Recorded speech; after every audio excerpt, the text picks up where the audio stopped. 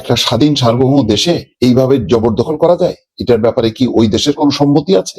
ওই দেশের কোনো সিদ্ধান্ত আছে? কিছুই তো নেই। এই ধরনের নির্লজ্জ আগ্রাসন এটা কল্পনাই করা যায় না। অদ্ভুত অদ্ভুত খবর আসছে দর্শক, আমরাও অনেক সময় তাল মিলাতে পারছি না যে এই খবরটা আপনাদেরকে কিভাবে দিব এবং কিভাবে এটার বিশ্লেষণ করব। সর্বশেষ যে খবর তাতে দেখা যাচ্ছে যে ডোনাল্ড ট্রাম্প নিজেকে ভেনেজুয়েলার ভারপ্রাপ্ত প্রেসিডেন্ট ঘোষণা করছে, অথচ প্রকৃত যে ভাইস প্রেসিডেন্ট তিনি হচ্ছেন ডেলসি রদ্রিগেজ, তিনি হচ্ছেন এখন ভারপ্রাপ্ত প্রেসিডেন্ট।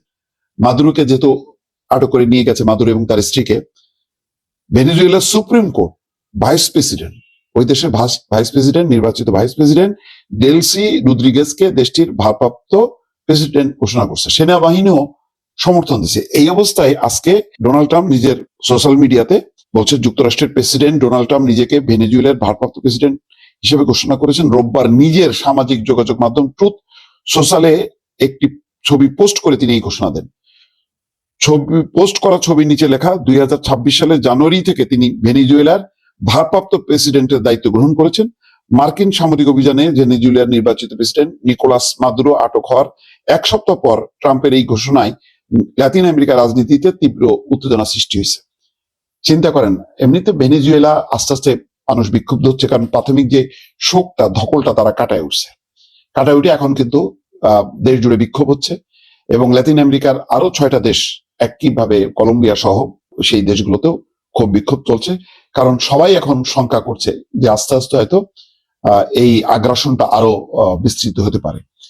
এবং আরো ন্যাক্কারজনক যে ঘটনাটা সেটা হচ্ছে যে তেল সম্পদটা পুরো নিয়ন্ত্রণটা নিয়ে নিছে মার্কো রুবিও, মার্কিন পররাষ্ট্রমন্ত্রী।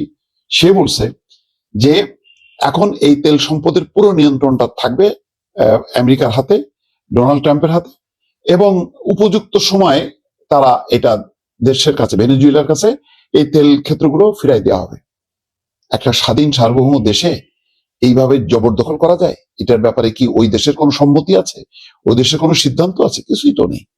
এটা আমেরিকা যেভাবে ফিক্সড করতেছে সেভাবেই হচ্ছে। তা আজকের সভ্যতার এই যুগে এই ধরনের নির্লজ্জ আগ্রাসন এটা কল্পনাই করা যায় না।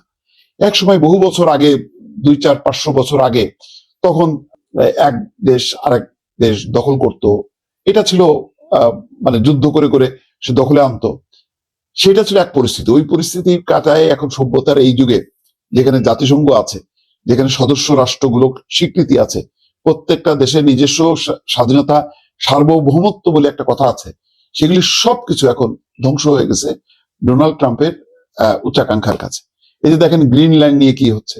গ্রিনল্যান্ড নিজেরা বলছে যে না, আমরা একটা স্বাধীন দেশ, এবং সম্ভবত ডেনমার্কের একটা ইজারা আছে বা তাদের সাথে একটা সহযোগিতার বিষয় আছে। ডেনমার্ক বলছে যে না, প্রশ্নই ওঠে না।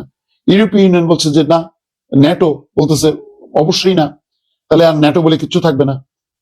কিন্তু ডোনাল্ড ট্রাম্প বলতেছে যে না, আমরা যদি এখন দখল না করি ওইটা চীন রাশিয়া দখল করে নেবে। আচ্ছা, আগাম তারা কি ঘোষণা করছে?